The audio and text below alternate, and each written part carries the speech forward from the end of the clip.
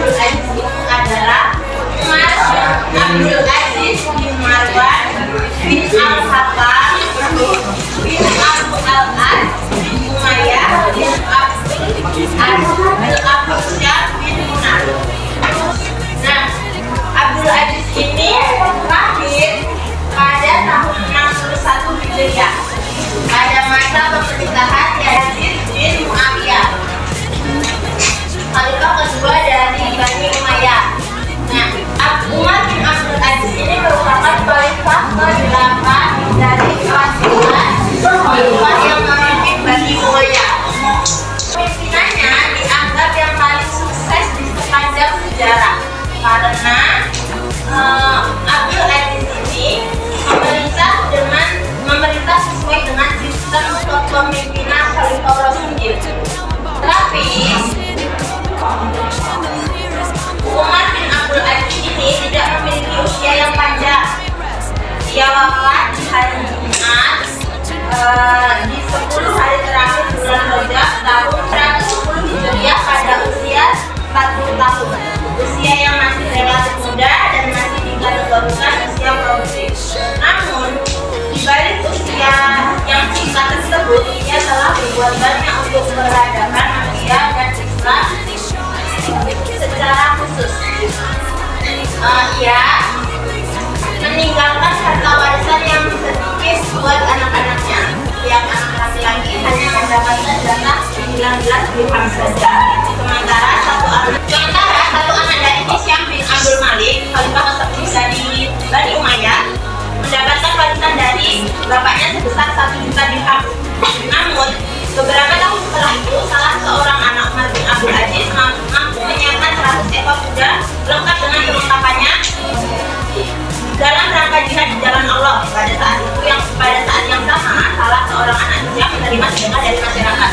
Beliau memerintah selama 2 tahun 5 bulan 4 hari. Setelah beliau wafat, khalifah digantikan oleh ibunya, yaitu Yazid bin Abdul Malik. Dalam berlebihan jika menyebut Khalifah Umar bin Abdul Aziz ini sebagai khalifah tersukses di sepanjang kekhalifahannya, karena di bawah kepemimpinannya rakyat menjadi semakin sejahtera karena pajaknya itu kecil atau pajaknya itu ringan sehingga tidak memberatkan rakyat. Nah, ada yang ingin ditanyakan? Lanjut ya. Umar bin Abdul Aziz ini juga merupakan sosok yang tentang tindakan korupsi. Jadi, Khalifah Umar bin Abdul Aziz juga sampai mau mengembalikan harta sejak korupsi dari pemerintah sebelumnya. Nah, tentu saja sosok Umar bin Abdul Aziz merupakan sosok yang wajib diteladani oleh siapapun, terutama bagi pemimpin yang memegang amanah untuk memerintah sebuah negara. Ada pola kepemimpinan Umar bin Abdul Aziz. Selama menjadi khalifah, Umar bin Abdul Aziz ini melakukan beberapa kebijakan, di antara lain pada bidang agama, lalu ada bidang pengetahuan, selanjutnya ada bidang sosial politik, ada lagi bidang apa? Bidang ekonomi, lalu bidang militer, yang terakhir bidang bawah dan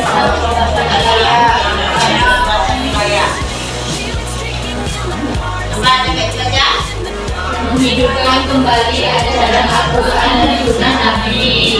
Nah, menghidupkan kembali ajaran Al-Quran dan Sunnah Nabi.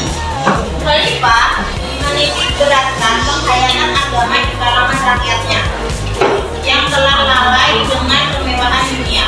Khalifah Umar telah memerintahkan umatnya mendirikan sholat secara berjamaah dan menjadikan masjid-masjid sebagai tempat untuk mempelajari hukum Allah sebagaimana yang dilakukan di zaman Rasulullah dan para khalifah Rasulullah. Lalu yang kedua, mengadakan kerjasama dengan ulama-ulama besar. Yang selanjutnya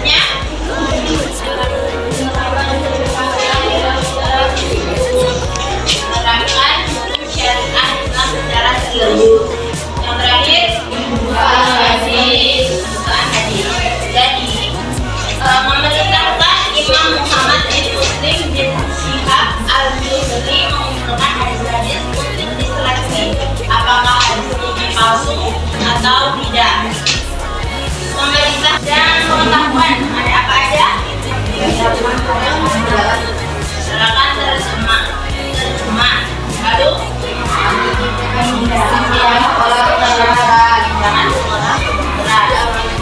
Yang ketiga, bidang sosial politik.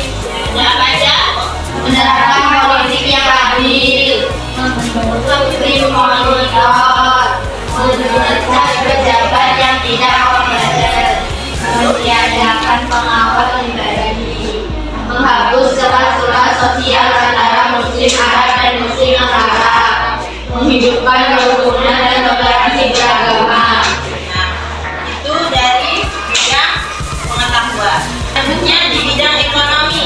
Di bidang ekonomi, sosial, politik, Khalifah Umar bin Abdul Aziz menerapkan kebijakan di antara lain mengurangi beban pajak, lalu membuat aturan mengenai timbangan dan takaran, menghapus sistem kerja paksa, membayari harga pertanian, irigasi, pembangunan sumur-sumur dan daerah raya, menyelidiki fakir miskin dan anak yatim, mengambil kembali harta-harta yang disalahgunakan oleh keluarga khalifah dan mengembalikannya ke Baitul Mal, meneliti menanyakan dari dulu hingga ada yang setara dengan gaji pegawai kerjaan. Itu yang di bidang ekonomi. Selanjutnya ada bidang militer. Nah, dalam bidang militer ini Khalifah Umar bin Abdul Aziz kurang menaruh perhatian untuk membangun angkatan perang yang tangguh. Dia lebih mengutamakan urusan dalam negeri, yaitu meningkatkan taraf masyarakat. Lalu yang terakhir ada bidang dakwah dan perluasan wilayah. Jadi melakukan perbuatan keji, pertukaran dan pembunuhan yang memberikan pengajaran kepada agar kaum dapat mengambil pelajaran. Lalu yang kedua ada apa? Ini yang asesmen ini sudah selesai belum? Untuk tugas, silakan dikerjakan halaman 51 yang asesmen itu di kertas.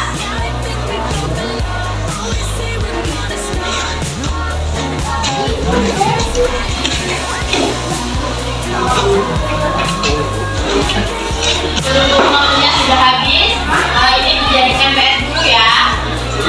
Jangan itu dari 1 sampai 5. Baik, kakak akhiri.